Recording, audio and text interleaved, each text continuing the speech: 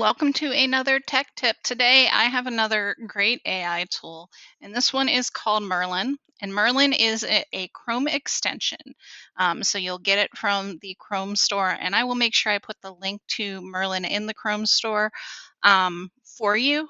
I've really been taking advantage of it. I'm just going to focus on one task that it does, but I wanted to show you this task. Well, two tasks actually. I'm going to focus on what it can do in email though. So one of the things is once you install Merlin, you're going to have a little button on your Compose button on Gmail. So I'm going to click that button, and it's going to AI, and it's going to ask me what kind of email we're doing. So I'm going to send tell students about end of the year cookout on June 21st. Oh, I was going to actually put in more detail like hamburgers and hot dogs and let me revise.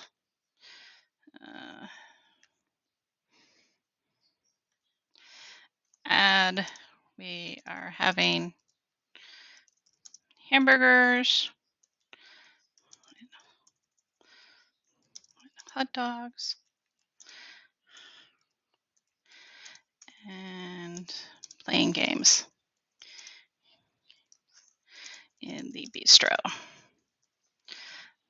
Okay, so this is an email that it automatically writes for me. And the nice thing is it just pops it in there. So I can go ahead and just copy this and paste in, or I can press insert and it's going to insert it for me. I don't like the way the formatting looks that much when it inserts because it tries to do a signature and everything. But now I have an email and I can go from there, but it gives me a start. Like sometimes when you're starting writing, the hardest part is starting from nothing, okay?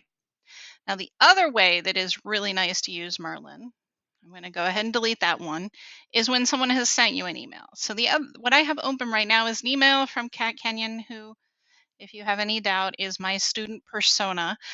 So I had Kat Kenyon from her student account send me an email asking about how to write a personal narrative. If a student ever sent me this good of an email about asking how to write a personal narrative, I would probably give them an A because they obviously know what a personal narrative is. But let me respond by answering the questions and encouraging personal experience as the focus. That's one of the things that I always have a problem with, students and personal narrative, and I type that real rough. So right here, it totally crafts a response. Hi, I hope you're well. I'm excited that you're working on your personal narrative. How might you structure it? Start with a captivating introduction. Great advice. And of course, I'm going to read this and I'm going to go through it and make sure that it's tailored towards what I want my students to know or whatever email I'm replying to.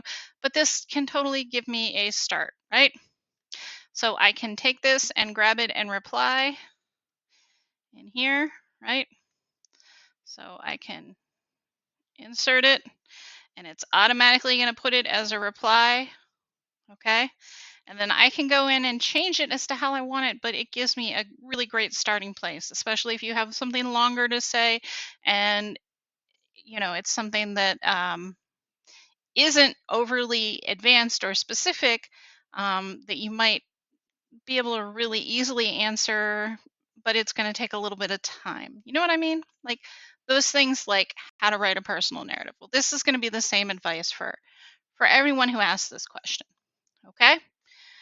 Okay, so I hope this is something you can use. You can do it as simply as I've had people message me about different things that that they want to learn or all sorts of things, and found that it is really effective at figuring out what I want to reply and makes it a little easier and a little less time consuming.